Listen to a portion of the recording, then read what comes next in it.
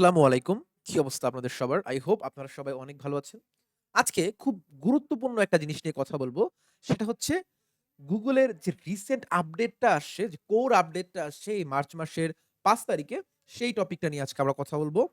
কারণ একজন SEO expert হিসেবে Google এর যে অ্যালগরিদমিক্যাল যে আপডেট গুলা আসে, সেই আপডেট গুলা আপনাকে অবশ্যই জানতে হবে এবং কখন কি ধরনের আপডেট আসতেছে সেই অনুযায়ী কিন্তু আপনার SEO স্ট্র্যাটেজিটা বা প্ল্যানটা সাজাতে হবে। তো অনেকে আমাকে প্রশ্ন করেন যে, "ভাই আমরা আসলে এই ধরনের আপডেট সম্পর্কে কিভাবে জানবো?" অন্য কোনো থার্ড পার্টি ওয়েবসাইট থেকে জানার কোনো দরকার নাই। Google এর যে নিজস্ব ওয়েবসাইট আছে সেখান থেকে কিন্তু আপনারা Google এর এই সকল আপডেট সম্পর্কে জানতে পারবেন। তো এই মার্চ মাসে Google এর যে কোর আপডেটটা আসলো, এই আপডেটটা নিয়ে আজকে আমরা বিস্তারিত আলোচনা করব। এবং একজন SEO এক্সপার্ট হিসেবে আপনাকে অবশ্যই এই কোর যে অ্যালগরিদমিক্যাল আপডেট গুলা আসছে, এগুলা সম্পর্কে বিস্তারিত জানতেই হবে। তো চলেন আমরা একটু দেখি যে Google আসলে কি আপডেটটা নিয়ে আসলো ওর অ্যালগরিদমে। আমরা আ বেশ কয়েক বছর ধরে লক্ষ্য করতেছিলাম, বা যারা বড় SEO এক্সপার্ট বা যারা বিভিন্ন কেস স্টাডি পাবলিশ করেছেন, তারা এই জিনিসটা নিয়ে অনেক বেশি কনসার্ন ছিল যে Google হয়তো একটা বড় ধরনের আপডেট আনবে খুব সামনেই, যাতে করে লো কোয়ালিটি এবং স্প্যামি যেই সাইট গুলা আছে বা যেগুলা কম হেল্পফুল বলতে আমি বোঝাচ্ছি যেই সাইট গুলার কনটেন্ট গুলা শুধুমাত্র সার্চ ইঞ্জিনকে টার্গেট করে বানানো হয়, অর্থাৎ র‍্যাংক করবে এইভাবে বানানো হয়, rather than ওই কনটেন্টটা মানুষের জন্য হেল্পফুল হয়, এরকম সাইটগুলাকে Google হয়তো আর মানে ওর ডাটাবেসে রাখবে না। পেনাল্টি দিয়ে দিবে বা সাইটকে রিমুভ করে দিবে। এর কারণটা আসলে কি? দেখেন, আমরা কিন্তু সবাই Google এর কনজিউমার। আমরা সবাই Google এর কনজিউমার। আমরা Google এ কেন যাই? একটা ইনফরমেশন পাওয়ার জন্য, কোন একটা প্রোডাক্ট সম্পর্কে জানার জন্য, কোন একটা জায়গা সম্পর্কে বা কোন একটা প্রসেস সম্পর্কে বিস্তারিত জানার জন্য অনেক কাজে আমরা যাই। এখন আপনি Google এ যাওয়ার পর যদি আপনি সেখানে কোন হেল্পফুল কনটেন্ট না পান, আপনি যদি আপনার কাঙ্ক্ষিত ইনফরমেশনটা না পান, আপনি কিন্তু আর Google ব্যবহার করবেন না। এই যে আপনি Google ব্যবহার আর করবেন না, এতে কার লস? এতে কিন্তু Google-এরই লস। কারণ আপনি আমি Google ব্যবহার করলেই কিন্তু Google সেখান থেকে আর্ন করতে পারে। সো দ্যাটস ওয়াই Google সবসময় তার ইউজারকে, মানে আমরা যারা কনজিউমার, তাদেরকে প্রায়োরিটি দেয়। তাদের যে নিড গুলা, সেই নিড গুলাকে প্রায়োরিটি দেয়। সেই প্রায়োরিটি কথা মাথায় রেখেই Google এই আপডেটটা আনছে এবং দেখেন ওরা কি বলতেছে? ওরা বলতেছে যে, "Today we are announcing key changes we are making to improve the quality of search and the helpfulness of your result." অর্থাৎ আমরা যখন কোন কিছু সার্চ করব, আমরা যেন কোয়ালিটিফুল এবং হেল্পফুল কনটেন্ট গুলাই আমাদের সামনে আসে। ওকে? এবং ওরা যেটা বলতেছে যে improve quality ranking and improve spam policies. অর্থাৎ ওদের কোয়ালিটি র‍্যাংকিংটার উপর ওরা জোর দিছে এবং ওদের স্প্যাম পলিসিটাকে ওরা আরো নতুন এবং ইমপ্রুভড আকারে আমাদের সামনে নিয়ে আসছে। তো চলেন দেখি কি চেঞ্জেস ওরা আনলো। ১ম এ ওরা যেই চেঞ্জটা আনছে সেটা হচ্ছে reducing low quality unoriginal result. অর্থাৎ Google বলতেছে যে লো কোয়ালিটি যে কনটেন্ট গুলা বা যে কনটেন্ট গুলা অরিজিনাল না, বিভিন্ন ভাবে কপি পেস্ট করে লেখা, এই কনটেন্ট গুলা ও রেজাল্ট থেকে সরায় দিবে। এই কনটেন্ট গুলা ও আনবে না। এবং এখানে একটা ইন্টারেস্টিং জিনিস হচ্ছে, Google বলতেছে ২০২২ সাল থেকে ওরা ওদের র‍্যাংকিং সিস্টেমটাকে টিউন করতেছে। দেখেন কি বলতেছে, "We began tuning our ranking system to reduce unhelpful, unoriginal content on search." তার মানে আজকের যে সিদ্ধান্তটা আসলো সেটা কিন্তু হুট করে আসে নাই। Google কি করছে? বেশ কয়েক বছর ধরে এই জিনিসটা নিয়ে ওরা কাজ করতেছে।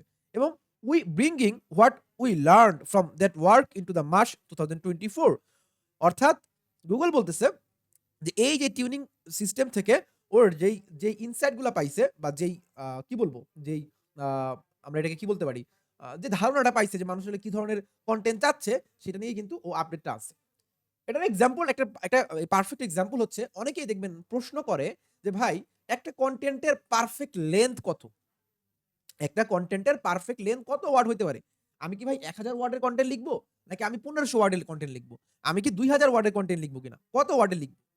Google এ বলতেছে যে, "ভাই, তুমি কনটেন্ট লেখো ইউজার ইনটেন্ট কে মাথায় রেখে।" অর্থাৎ তোমার ইউজার যেই ইনটেন্ট টা নিয়ে কোন কিছু সার্চ করতেছে, সেই ইনটেন্ট টা ফুলফিল হচ্ছে কিনা। ধরেন কেউ একজন সার্চ করলো যে ঢাকা টু বালি ট্রাভেল ব্লগ। এখন আপনি যদি ২০০ টা ওয়ার্ডের মধ্যে এই তার ট্রাভেল ব্লগের যে ইনফরমেশন গুলা সে চাচ্ছে সেটা ফুলফিল করতে পারেন, এনাফ। কোন দরকার নাই। অর্থাৎ কোন একটা কিওয়ার্ডের ইনটেন্ট যদি ২০০ ওয়ার্ডে আপনি ফুলফিল করতে পারেন, এনাফ। কোনটা যদি ২০০০ ওয়ার্ড লাগে, আপনাকে ২০০০ ওয়ার্ডই লিখতে হবে। আপনাকে আর কোন অল্টারনেটিভ নাই। অর্থাৎ কনটেন্টের কোয়ালিটিটাকে আপনাকে এনশিওর করতে হবে রাদার দ্যান কত ওয়ার্ডের কনটেন্ট আপনি লিখলেন। আপনি কত ওয়ার্ডের, কত হাজার ওয়ার্ডের কনটেন্ট লিখলেন এটা গুগলের কিচ্ছু যায় আসে না। আপনাকে কি করতে হবে? কোয়ালিটিটা এনশিওর করতে হবে। দেখেন আমি যদি টিউনিং আওয়ার র‍্যাংকিং সিস্টেমে ক্লিক করি, ওরা কি বলতেছে? More content by people for people. অর্থাৎ কনটেন্টটা আপনার লিখতে হবে মানুষের জন্য। মানুষের জন্য, মানুষের দ্বারা। More content by people for people. অর্থাৎ মানুষের দ্বারা মানুষের জন্য কনটেন্ট লিখতে হবে। কোন সার্চ ইঞ্জিনের জন্য কনটেন্ট আপনি লিখতে পারবেন না। ওকে? এবং আপনার যদি অরিজিনাল এবং কোয়ালিটি কনটেন্ট হয়, ও আপনাকে কি করবে? বেটার র‍্যাংকিং দিবে। And also for helpful product reviews written by expert.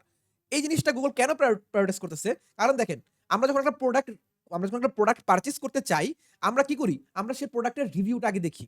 তো এখন এর রিভিউটা যদি ম্যানিপুলেটিং হয়, এর রিভিউটা যদি হচ্ছে আ কি বলবো? ভালো না হয়, তাহলে এই যে আমার বাইং ডিসিশনটা, এই বাইং ডিসিশনটাকে কিন্তু ও হ্যাম্পার করতে পারে। অর্থাৎ কোন একটা বাজে প্রোডাক্ট আমাকে গছায় দিতে পারে। তাই ও বলতেছে যারা এক্সপার্ট তারা যদি প্রোডাক্ট রিভিউ লেখে বা এক্সপার্ট ওয়েতে লেখে, ইন ডিটেইলস এ লেখে, তখন ও এটাকে প্রায়োরিটি দিবে। ওকে? আচ্ছা। দেন আরেকটা জিনিস বলতেছে keeping more spam out of your result. অর্থাৎ গুগল এখন আর স্প্যাম যে সাইটগুলো আছে বা সাইটগুলো স্প্যাম করে, এই সাইটগুলোকে সে আউট অফ রেজাল্ট রাখবে। কিরকম? ধরেন এই যে আমি যদি স্প্যাম ফাইটিং সিস্টেমটাকে ক্লিক করি, তাহলে আপনি দেখতে পারবেন। কি বলতেছে? বলতেছে detecting spam to bring you relevant and reliable result. আর দেখুন আমরা কিন্তু বিভিন্ন সাইটে দেখি এরকম free trial, claim your gift, sign up now, warning, virus detected, free download. ওইখানে ক্লিক করি, আমাদেরকে কি করে? আমাদেরকে অন্য একটা সাইটে নিয়ে যায়। ঠিক আছে? তো ওরা হচ্ছে এরকম এই স্প্যাম যারা করে এদেরকে ওরা পেনাল্টি দিবে। তো এই আর্টিকেলটা আপনারা একটু পড়ে নিন, তাহলে বিস্তারিত আরো জানতে পারবেন। দেন থার্ডলি ওরা বলতেছে skilled content abuse. Skilled content abuse জিনিসটা কি?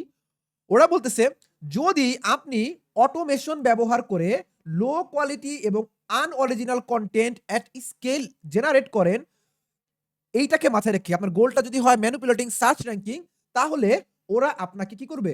সার্চ রেজাল্ট থেকে সরাই দিবে। কারণ এই জিনিসটা প্রচুর হয় যে এআই দিয়ে কনটেন্ট লিখে কি করে? অনেক, অনেক বেশি কনটেন্ট জেনারেট করে। ভাবে গুগলের কাছে টপিক্যাল অথরিটি পাবে, কিংবা গুগল মনে করবে আরে বাবা রে বাবা, এই টপিকে এই, এই ওয়েবসাইটে তো অনেক কনটেন্ট আছে। তো এটা মনে হয় ভালো ওয়েবসাইট। এরকম ভাবার কোনো কারণ নাই।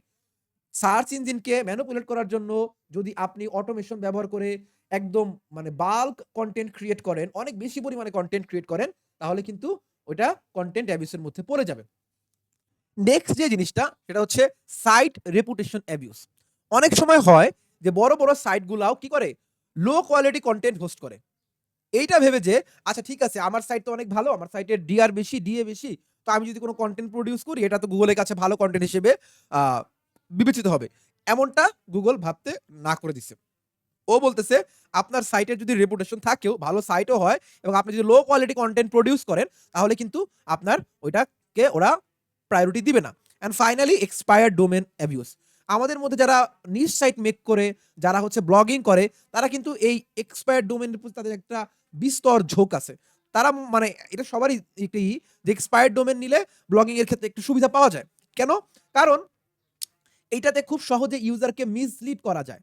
খুব সহজে ইউজারকে কি করা যায়? মিসলিড করা যায় যে এই নিউ কনটেন্টটা ওল্ডার সাইডের একটা পার্ট। নিউ কনটেন্টটা কি? ওল্ডার সাইডের একটা পার্ট।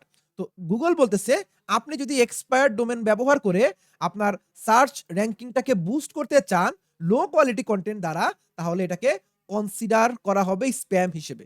অর্থাৎ আপনি এক্সপায়ার্ড ডোমেইন ব্যবহার করলেও আপনাকে কোয়ালিটিফুল কনটেন্টই প্রোডিউস করতে হবে। আপনাকে লো কোয়ালিটি কনটেন্ট প্রোডিউস করার কোনো সুযোগ নাই। তো মোটা দাগে আমরা যদি এই পুরা এই এইবারের আপডেটটাকে সামারি করি, তাহলে গুগল আসলে মূলত প্রায়োরিটি দিছে কোয়ালিটিফুল কনটেন্টকে। আপনি যদি কোয়ালিটিফুল কনটেন্ট দেন, গুগল বলবে yes I am looking for you. আর যদি ভাই আপনি গুগলকে বোকা বানাইতে চান, মনে রাখবেন গুগল আপনার চেয়ে কয়েক হাজার গুণ চালাক। গুগলকে বোকা বানানোর কোনো চেষ্টা করার কোনো ধরনের স্কোপই নাই। কোনো ধরনের স্প্যাম করা যাবে না, কোনো ধরনের লো কোয়ালিটি কনটেন্ট প্রোডিউস করা যাবে না। ইউজারের ইউজার সেন্ট্রিক চিন্তা ভাবনা করতে হবে। ইউজার সেন্ট্রিক কনটেন্ট দিতে হবে। ইউজারের নিড কি? কোন কনটেন্টটা দিলে ইউজারের সকল চাহিদা ফুলফিল হচ্ছে, কোন কনটেন্টটা অন্য জায়গা থেকে কপি পেস্ট না করে নিজে আপনি একজন হিউম্যান হিসেবে আপনি নিজে প্রোডিউস করে গুগলের মানে যারা ইউজার আছে তাদের উদ্দেশ্যে যখন লিখবেন, তখনই কিন্তু আপনি বেস্ট রেজাল্টটা পাবেন। আজকে এ পর্যন্তই। ইনশাআল্লাহ আগামীতে অন্য কোনো ভিডিও নিয়ে দেখা হবে। টিল দেন সবাই ভালো থাকবেন, সুস্থ থাকবেন। আল্লাহ হাফেজ।